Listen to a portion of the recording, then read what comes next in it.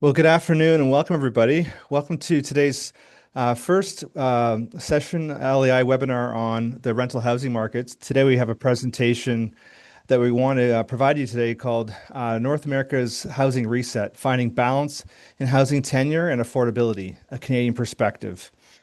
And while we're still up here getting over the recent loss at the finals in the men's hockey game, we're really happy to see so many of you attending today from the US and Canada. Really excited to have a good conversation today. Before we get into our presentation, I just want to provide a few introductory notes about LAI and who we are.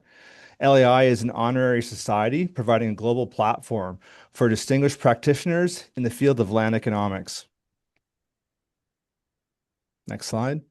Our foundation, supported by member and chapter donations, funds academic research and chapter public projects, expanding the study and practice of sound land planning and economic development practices. Also, just want to remind everybody that we have an upcoming gathering that's planned in beautiful Honolulu from October the 8th to the 10th of this year. All of us are very excited about this upcoming event and look forward to seeing you all there. Also wanted to just put out a reminder of the semi-Q gatherings that are planned over the next several months. We've already had one fantastic semi-Q event in Sarasota, Florida. We have 6 more events coming. Looking again to see many of you attending. Just wanted to also remind you to link in with us and connect with us on LinkedIn. And we will now get into our presentation.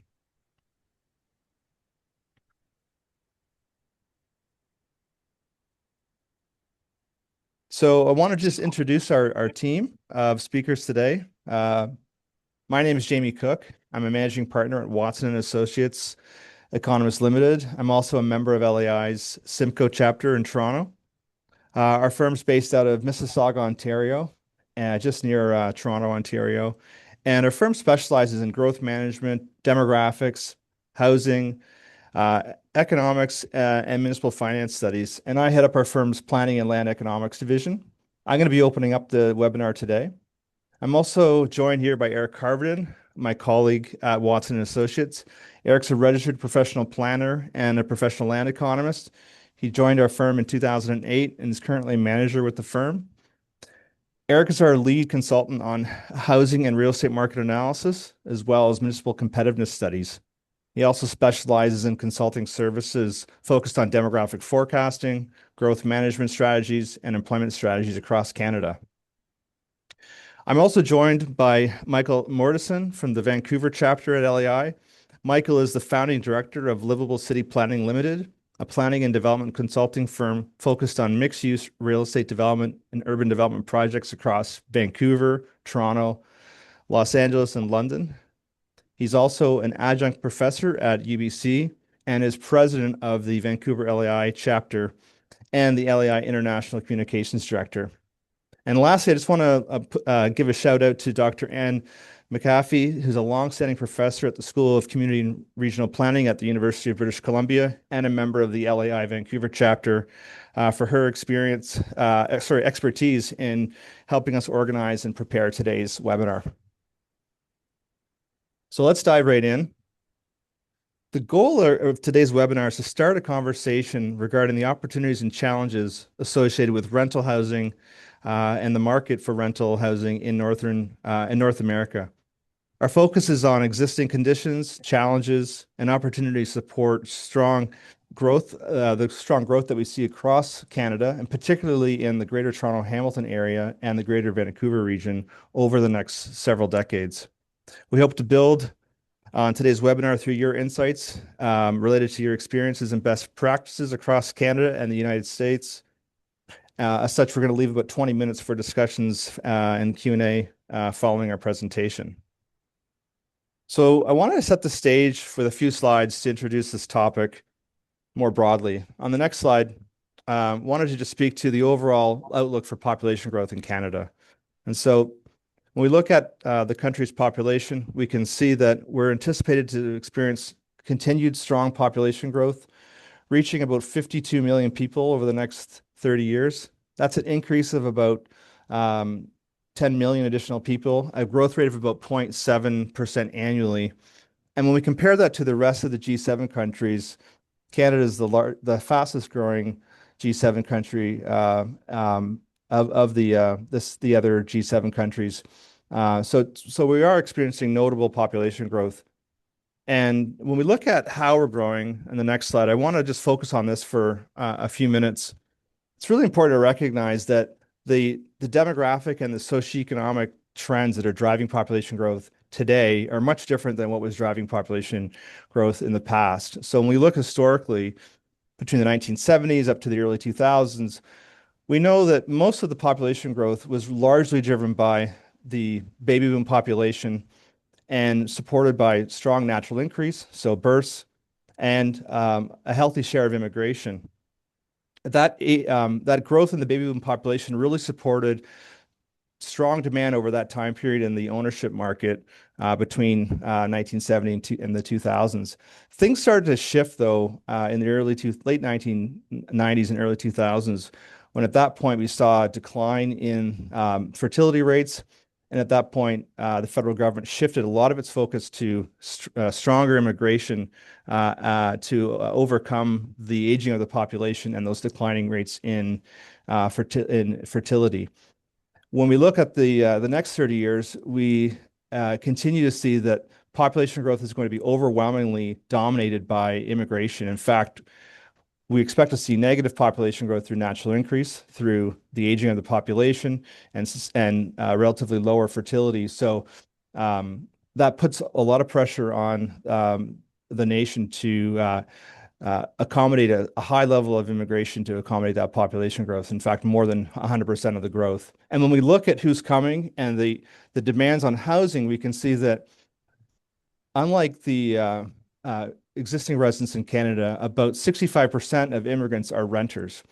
And most of these renters are going to be in their primary family forming years, in their early adult age groups between 20 and early 40s. And that puts pressure on a broad range of options for rental housing to accommodate families and other family types.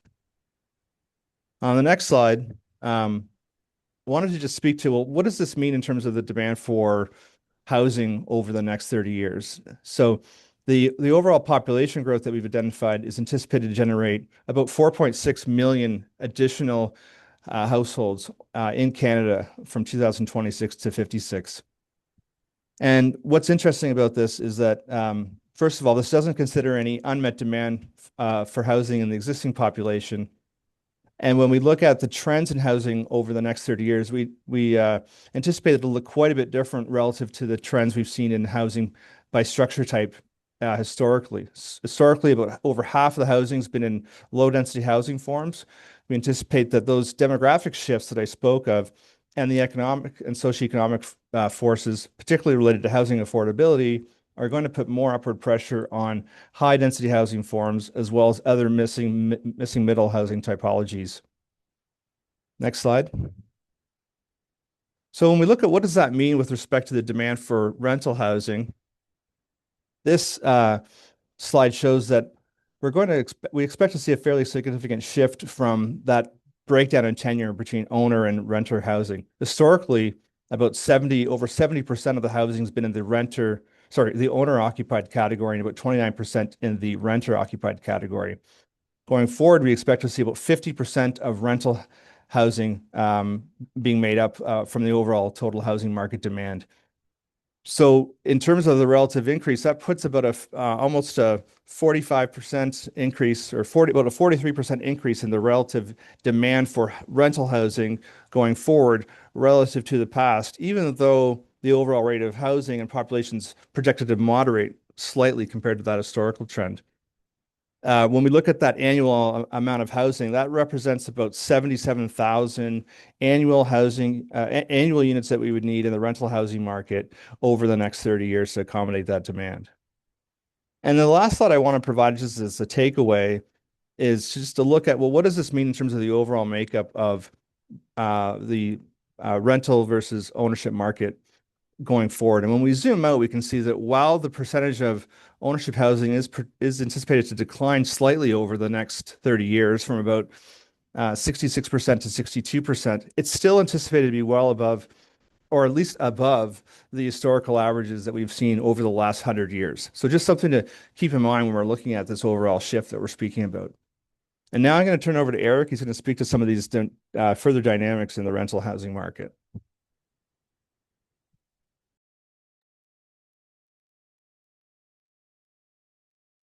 Thank you, Jamie. Hopefully everybody can hear me.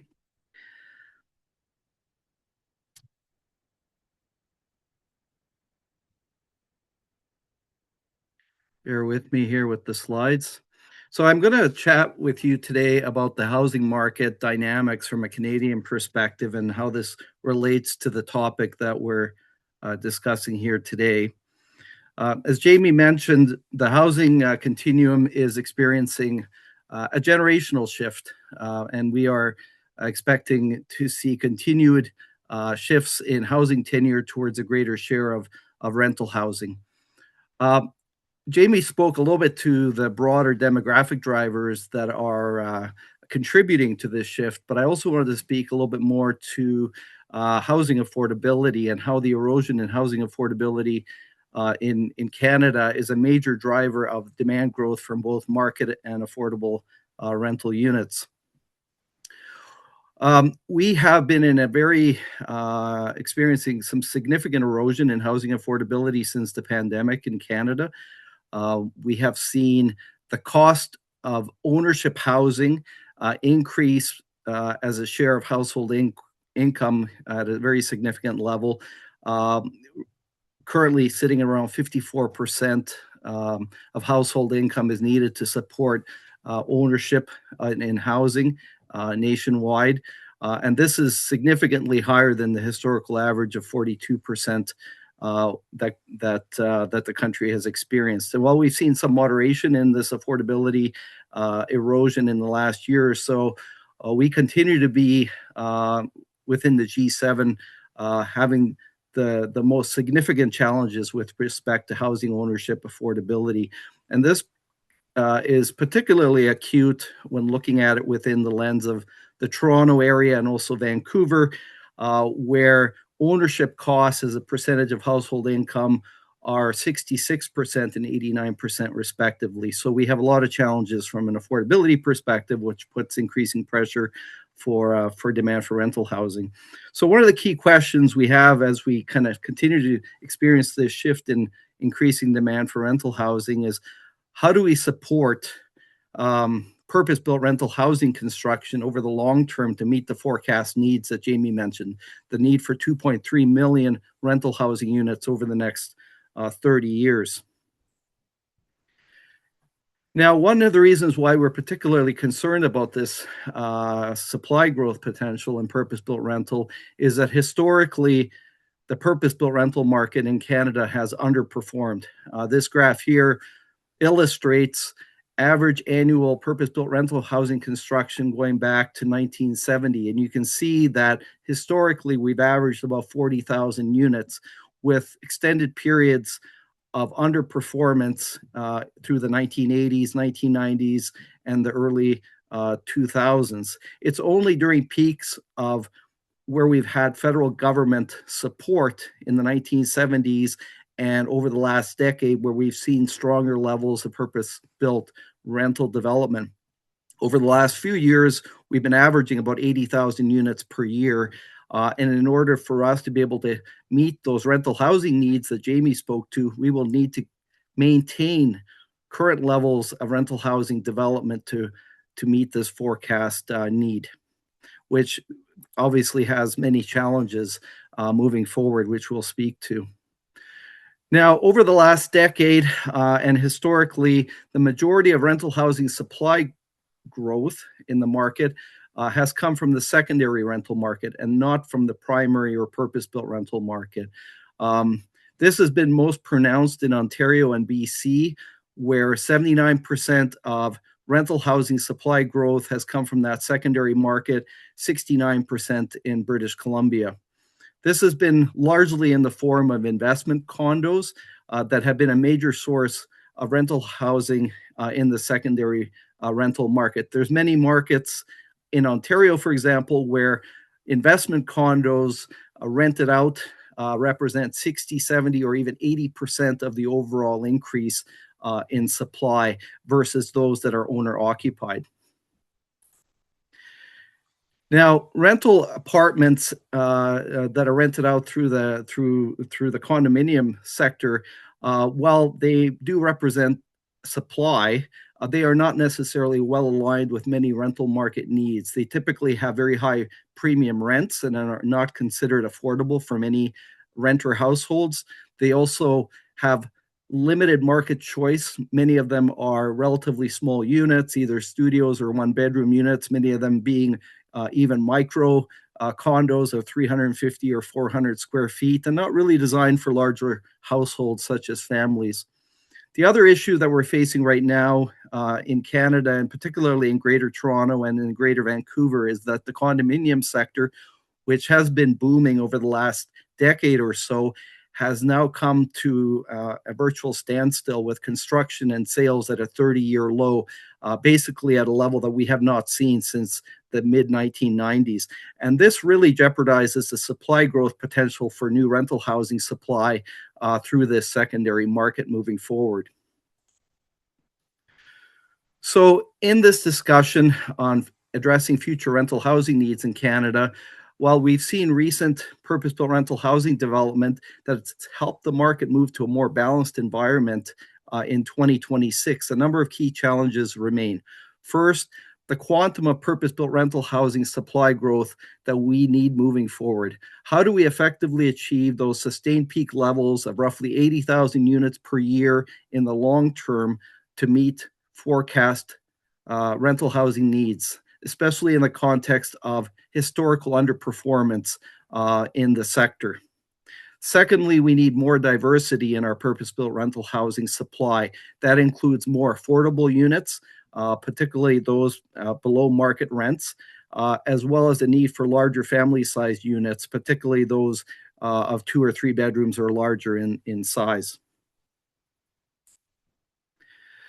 I will turn it over now to Michael, who will go into further detail on providing a bit more insight into opportunities and challenges with respect to housing viability and development in the purpose-built rental realm.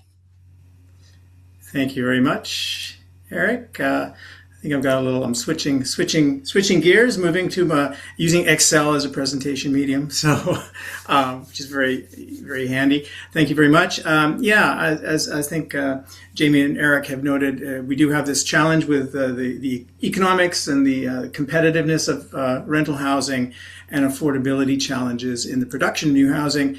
And what I've got in my presentation is a bit of a look back over the past 20 years. What's happened to the cost of housing? And in summary, I mean, we have this kind of it's a double problem. It's a cost of production problem and it's an income problem. So over the last 20 years, I did a case study for another presentation not that long ago, where I looked at an existing condo building, built, planned out in 2005, pre-sold in 2005, and said, what would it take to build that building today in 2025, 25 years later? Construction costs more than 3 times more. Cost to produce the apartments overall more than 3 times as expensive. Government fees and levies up more than 7 times. And Metro Vancouver incomes, and this is probably similar in Toronto and Vancouver, up only 1.6 times in the last 20 years in terms of median household income. So what can we do? I mean, we step back a little bit and say, well, in the public imagination, I think there's a bit of a misconception about development profits. I think generally when you talk to people who aren't in the industry, they have this perception that developers of condos and of rental properties are making mountains of money. And in reality, of course, those of us in the room probably all know it's, for sale, condos for sale, return on cost is about 15 to 20%. And you need to you need to earn that over 5 years, putting about 3/4 of of that cost into debt, putting in 1/4 of that money into the development cost from your equity. And for rental housing, the target return is about 6 to 10% annual return on equity invested. It's heavily regulated by province in terms of the Residential Tenancy Act, and by cities, of course, by planning. And then operators have interest in operating cost risks over the long term, vacancy risk, operating costs, those types of things. Our own pensions, when we start benchmarking what's an acceptable return, what's viable, our own pension plans, and this is my municipal pension plan because I used to be a planner with the City of Vancouver. This is for British Columbia, the municipal pension plan, 6.8% return on real estate, on equity invested annually. So just keep that in your head. And when I survey all my classes at UBC, all my students, they all cluster around 7 to 8% returns. That's what the kind of minimum return they'd be happy with if they put money at risk. So not a bond. And of course, real estate is investments at risk. So that 20-year look back, I worked on this project as a planner in 2003. And as it happens, they went to pre-sale in 2005. They got approved after a 1-year development permit application process. Didn't require rezoning, didn't require community amenity contribution or a Sections 37 contribution, if you're talking about Toronto. And it was pretty downtown, I guess probably middle income project. And as it happens, I got a copy of the pro forma in just a little after, I think, 2007, 2008. And what's really interesting is it gives us an opportunity to look back. What happened to that project if we were to build it today using the same building, same square footage? So to make a 15.6% return on cost, which is I guess probably on the lower end of the returns, $509 a square foot is what it sold for in 2005. In 2025, to make the same return, building the same building, you needed to achieve sales of $1,647 a square foot. Land went in 2005 at $94 a square foot. Call it $250 a square foot in 2025. Hard costs. Up more than 3 times, $176 a square foot for a concrete building in 2005.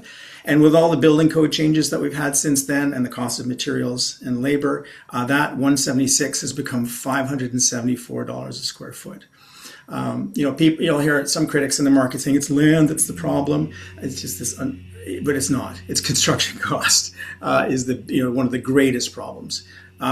The other really glaring thing is just government fees and taxes.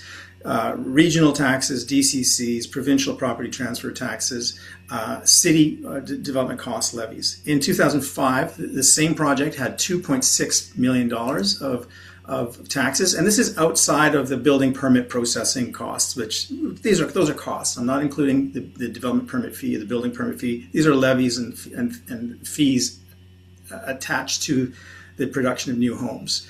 For infrastructure, we all need taps and toilets to work, and we need community amenities, but the demand and appetite for those community amenities has gone up by a factor of 7.2.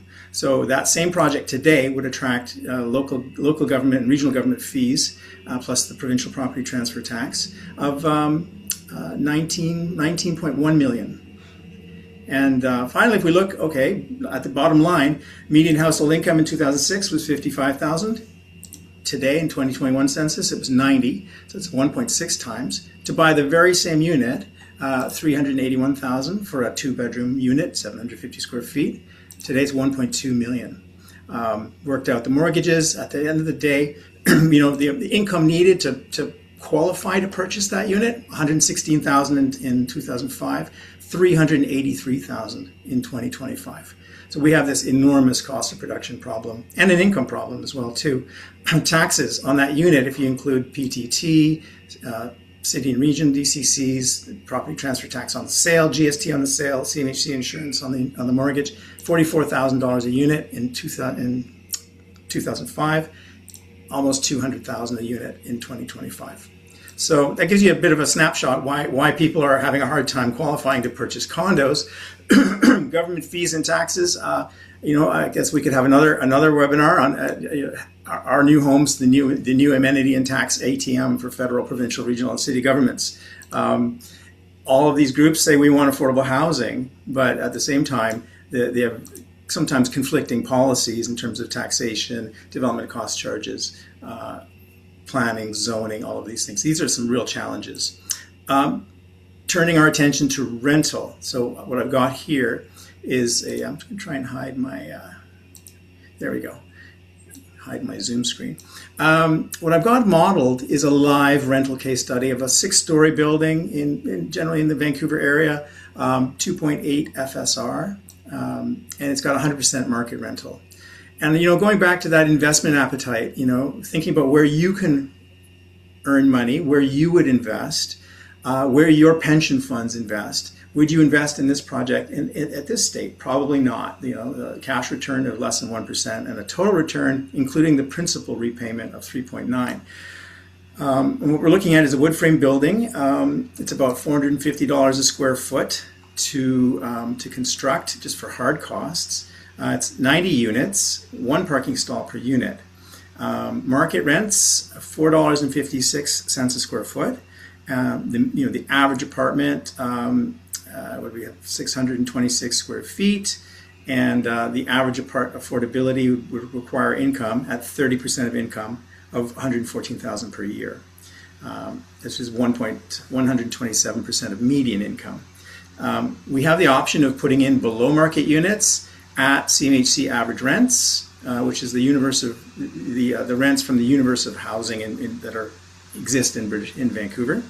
We can play with that, but right now that return doesn't really work. So what have governments done in the interim? Well, the city said, well, let's look at our parking ratios. We're in high transit areas. Let's allow you to reduce the parking. So we'll bring the parking down by half. So now we have we've reduced our overall construction cost to $394 a square foot, and returns are starting to improve, getting to a point where the total return is getting close to 6. The city also said, hey, you know what? We're gonna, instead of $40 a square foot for the development cost levy, we're gonna give rental a break. You'll pay half. You'll still fund some amenities and infrastructure, but not all of it. So now we're almost at a 6% return. The federal government said, hey, Michael, you were right, because I wrote into the feds in 2022, and I said, how much do you collect in GST on new rental housing? And if you're talking about affordability, should we be taxing the thing we want with GST? 2023, the feds cut GST on new rental temporarily. So now we're at 7%. That's starting to look appealing. But then what happened in our region? The regional government said, hey, hold my beer. We used to charge $19.98 a unit for development cost charges for the regional sanitary storm system. You know what? We're going to increase our fees by a factor of 10. So instead of $19.98 a unit, we're going to be $22,000 per door. We're going to take the money that the Fed saved you, and we're going to spend it on billions of dollars of new infrastructure that we're amortizing over 15 years. Not the life of the new infrastructure, but 15 years. And we're going to put that cost on the next new house in the region. So now we're at a 6.2 return. But that's it. That's money that's 1.4% comes after you've paid your mortgage, and that's cash. And then the other piece, you can't really touch. It's part of the principal repayment. So the total return is 6.2. It's marginal, right? It's marginal. Now, we look at the affordability. Of this, it requires, rents of $2,000 for a studio, $2,585 for a 1-bedroom, $3,190 for a 2, a little over $4,000 for a 3-bedroom.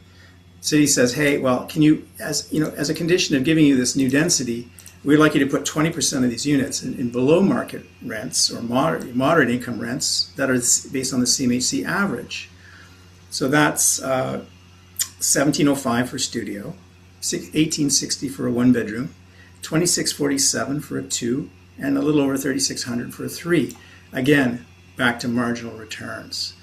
So this is kind of where we are in the market. High construction costs, generally flat, kind of not flat wages, incomes, The challenge is, while we're reaching market renters who would otherwise be unable to qualify for a condo, if you look at households living with low income, here's two people earning BC minimum wage, which is $72,000 a year. Our median's 90. So two people earning minimum wage full time earns a gross of 72. They might qualify for a studio or a one bedroom in those 20% of units, but not the universe of units, the new units that are being produced. So, I think we need to look at all of our government policies and say, well, how can we reduce costs? The Fed said we want to do affordable housing for Canadians. I said, how much do you collect in GST? They said, we don't track it like that. We can't tell you, which is, but it's funny enough that a year later they provided temporary relief. I think they were feeling the heat. The region, this is what the region did with the savings. They took the savings that the feds gave everybody and they absorbed it by increasing their DCCs by a factor of 10. Those get magnified through the development management, marketing costs, interest carry, development profit. So at 20, an increase of $18,000, $19,000 really gets magnified to $24,000 per unit. So the answer is, I think it's part of the discussion. So I'll probably end it there and say, what can we do across four levels of government, housing policy at the city, regional infrastructure, provincial policies, taxes, and federal policies and taxes. So I will maybe leave it there and turn it over to everybody for questions. Okay, thank you, Michael. Before we go there, we have some additional slides to present on the closing. on the closing, yeah. So Michael obviously spoke to some of the headwinds and challenges in the purpose-built rental housing from a pro forma perspective, and of course, we have a lot of challenges as also from a broader macroeconomic picture, including tariffs and broader uncertainty, geopolitical tensions, which continue to create challenges from an inflationary environment side of things. And of course, I think Michael mentioned as well, while market rents are relatively high and have been increasing, household incomes have not kept up with those increases in market rents for new construction. So looking at this more broadly from a broader national and provincial housing policy perspective, and looking at regulatory and financial incentives and best practices and current initiatives, wanted to explore this a little bit through that national, provincial, and local context, and kind of recognizing that we have many sort of levels of government that help support and enable housing development more broadly and are needed to help support rental and affordable housing supply growth. Nationally, this includes the National Housing Strategy, which includes a series of federal programs to support rental housing construction that have been in place since 2017. And also, this generally, much of this has been looking at sort of the opportunities to reduce development costs more through the financing lens. And then, of course, we've had opportunities and changes at the provincial level with respect to regulations and legislation that generally has put housing policies more in the forefront and become more of an important theme to explore as we've been facing this housing sort of situation. And then finally, at a municipal level, a range of financial and regulatory tools that municipalities have undertaken. So we're going to spend a few minutes here chatting a little bit about the various initiatives that have helped support rental housing development in Canada to date. And this, one of them is the Federal Apartment Construction Loan Program, and this has been a pillar sort of program under the National Housing Strategy. It's been in place since 2017. It has a 15-year window taking us out to 2032. It's been comprised of about a $55 billion initiative to provide direct low-cost loans to developers to help accelerate and support the construction of rental apartments. So again, kind of speaking to the ability to reduce financing costs for developers by offering up to 100% loan to cost financing, based on 50-year amortization rates and more favorable interest rates than what the market itself can provide. So the program overall is intended to build over 130,000 new units of rental housing over that 15-year period. To date, about 63,000 units have been built and has been considered relatively successful in terms of a broader program. Now, one of the challenges with that is that a lot of it has been focused on market housing in the rental realm and not as much on the affordable side. And so some recent federal programs are moving that more into the affordable area of focus. And this includes the Build Canada Homes, which is under the Housing Infrastructure and Communities Canada Department. It's a federal crown corporation launched last year with a $13 billion investment mandated to accelerate affordable housing development through more flexible financial tools, land access, and development expertise to support builders of affordable housing. Part of that is also the Federal Lands Initiative, also called the Public Lands for Home Plan. It's a program that's been in place since 2018. It's intended essentially over the next 10 years to 2028, designed to support the transfer leasing of surplus federal lands and buildings to eligible affordable housing projects. And again, really focusing on those below market rental housing developments. Now, both of these I think are promising. The Federal Crown Corporation Build Canada Homes is expected to deliver 26,000 affordable rental units over the next 5 years, which is a very promising start. The Federal Lands Initiative currently has about 4,500 units that have either been built or currently under development, comprised of 90 properties in total. So while these numbers sound encouraging, they're kind of a relatively small amount of the overall rental housing need that's been identified in our forecast that Jamie spoke to earlier. So clearly a good start, but more needs to be done. Now, at the provincial level, there's definitely been a lot more interest and momentum in sort of planning policy as it relates to enabling and supporting a broader range of housing and housing market choice, and recognizing the need for more diversity in housing, both in Ontario and BC. Both provinces have been supporting and trying to accelerate housing supply growth through recent legislative changes and policy documents, including in Ontario, the new provincial planning statement, which was introduced in 2024. We also have new projection methodology guidelines expected to be introduced in 2026, which will enable municipalities to more clearly understand their local housing needs and plan for rental housing and affordable housing in a more proactive manner. In British Columbia, the 2023 Homes for People housing plan has also been designed to help accelerate housing supply by reducing costs and expediting housing development activity in that province.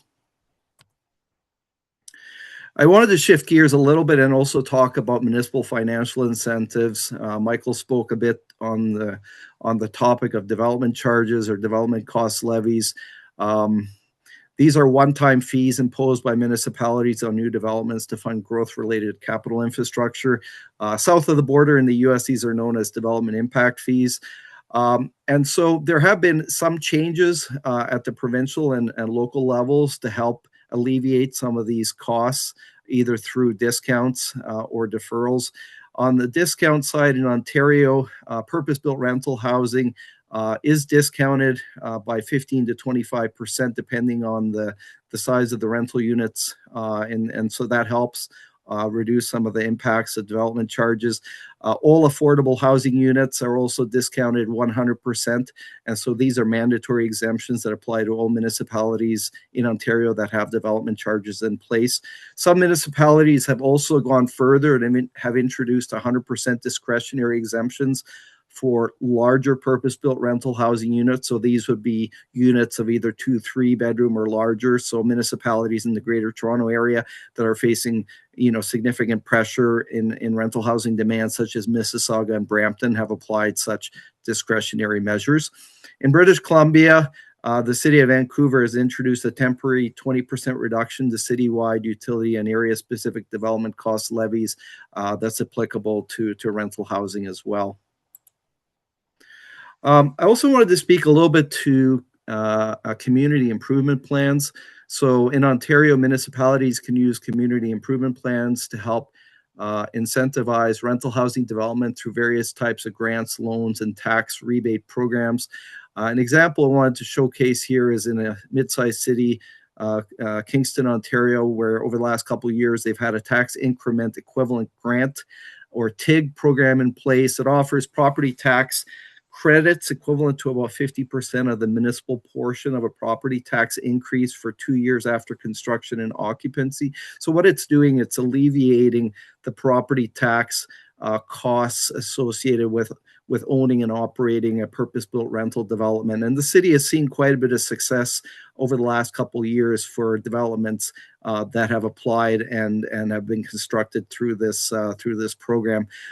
Through this, they've added about 1,900 new units of rental housing supply to their inventory. And for a city of 140,000, that's fairly significant. Also, the program offers basically a double benefit and more incentive for any units that are affordable in nature. Also wanted to mention the City of Vancouver and its rental housing development relief program. So Vancouver has recently approved incentives to encourage rental housing, including a 2-year program to help projects that are facing financial viability challenges, probably similar to some of what Michael spoke to earlier. This includes reducing the requirements on affordable unit rent thresholds. So again, taking some pressure off on the revenue side of those projects. Also offering additional height and density to improve the overall viability and the land economics of those projects. Again, those opportunities vary by geographic location, as well as reducing floor area requirements for non-residential development components of mixed-use developments. And again, those vary depending on the location in the city. So to provide a few conclusions, we really want to stress the need for a balanced approach moving forward to meet long-term rental housing needs in Canada. We recognize that as a growing country with significant population growth and growing rental housing needs across a wide range of income groups and demographics, ultimately we need to plan for a significant expansion in rental housing supply. And while we see momentum in the purpose-built rental market, there's a lot of challenges moving forward from a financial feasibility perspective, particularly with respect to affordable units.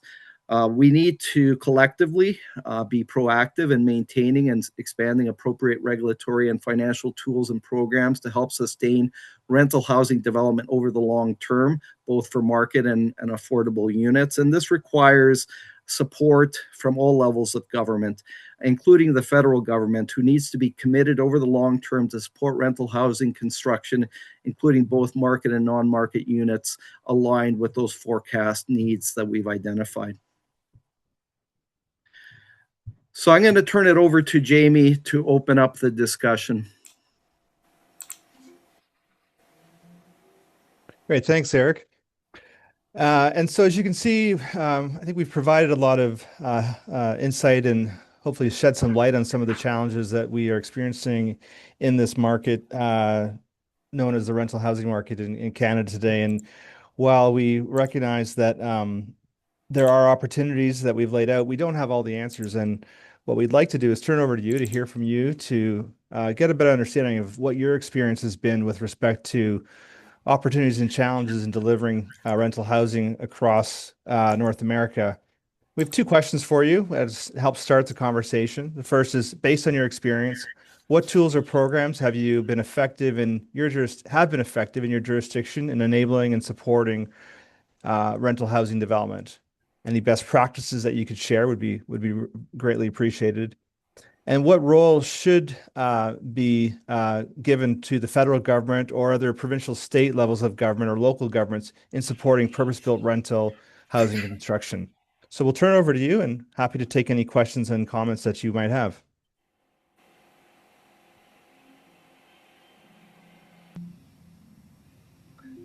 And so I see there's some comments that are coming in. Yeah, and Anne said if land is zero, does that make returns attractive to investors? If governments can provide free land, how much does that move the dial? So I think the answer is a lot. If you were to take my example and zero out the land cost, you could afford to put in 30% below market rental. The project still delivers reasonable returns. You could do 100%. If you did 100% below market rental, would it wash its face? Yeah, it probably would as a non-profit kind of enterprise. But again, I think we're looking at absolutely. We have to address non-market housing for folks who just cannot afford the market rents, or even the sort of average rents. Half our population lives with less than $90,000 a year in the city of Vancouver. So absolutely, there's a role for government to provide free land and to fund extraordinarily low rent housing.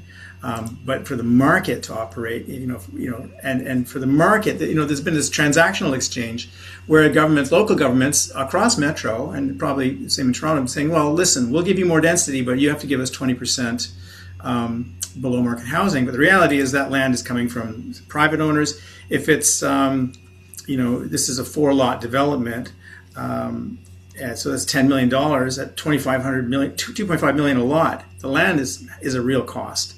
In the west side of the city, it's $3 million a lot. So you can see what happens to your returns. They just tank. So this is really location specific. But yeah, absolutely, free land makes everything great.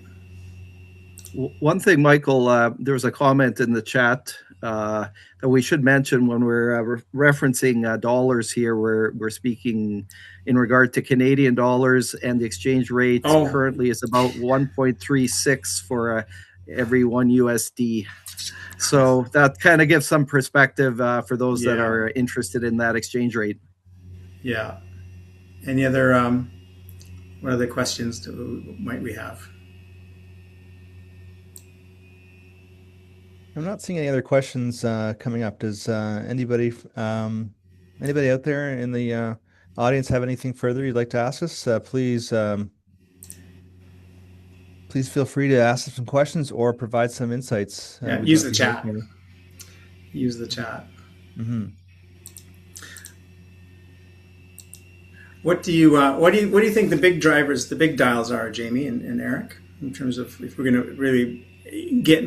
Because right now I think we're seeing a bit of an impasse where the returns are just almost attractive enough for our pension funds to invest, maybe, and they're long-term patient capital investors, exactly the type of residential owners for purpose-built rental that you want. But we're still at this marginal return situation, and we're facing perhaps some moderation in construction cost, but all the other costs keep going up.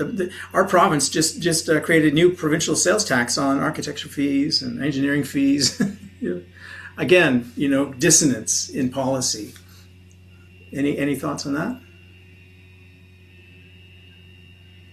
Anything you want to add, Eric, on that? I think the one thing that I think is important for sort of a broader discussion on feasibility is that, as a large geographic country with a lot of different types of, larger urban centers like Vancouver and Toronto and smaller mid-sized cities, that, while we're seeing demand growth for rental housing, largely in every community, large and small. A lot of the feasibility challenges are perhaps not as challenging in some of these more mid-sized markets where perhaps you don't have the same sort of challenges from a land value perspective, and so it can vary quite a bit. And so this is one of the challenges in this discussion, is that trying to provide sort of general direction when sort of viability and feasibility can vary quite a bit depending on which market or even what area of a municipality you're looking at. Yeah, generally in our big urban markets, land is expensive, and I think for me the other really big one. I mean, if we go back to this example with half a stall per unit parking, and we take the city. The city makes a concession on the development cost charges. The feds zero out maybe they'll permanently reduce GST, and we can get to a point where we're getting a reasonable return. And then what happens is along comes new policy from CMHC, and we're gonna back out of this, and we're gonna in terms of the insurance, it's not 3.1. We're gonna increase your insurance to 4% of the mortgage, and it really comes down to the interest rate. So the advice I'm getting now is about 3.7 is what CMHC might be funding these at. But if CMHC decides no, we're not going to offer lower rates, we're going to offer 4, then you can see that the total return now drops to 4.2, and then it's out of range. Our pension funds won't invest in this, so it's this complicated ecosystem, I think. But Michael, there's some questions coming in, and I think one of them might be directed to you and perhaps Eric.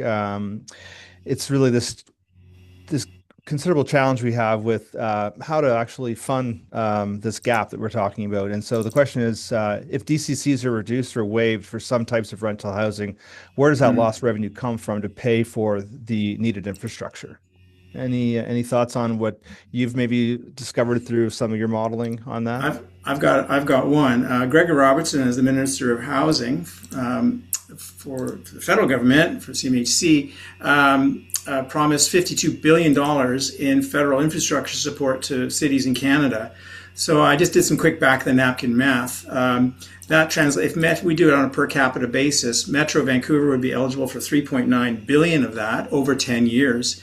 Which annually, if you were to say, let's subsidize every unit being produced at $22,000 a door, which is what the region wants to charge everybody here, that would be 17,000 units. Again, if you wanted to do a lighter subsidy, you could increase that. But I think that's that's a promise. I mean, I have not yet seen the spending plan from the federal government on how they're going to actually distribute this $52 billion. But it could have a meaningful impact in reducing some of those DCCs. Trains, drains, and what's my joke? Pipes, drains, and trains. We need transit, water supply, sanitary water treatment, and wastewater treatment, and stormwater treatment. So those are expensive. They have to be provided.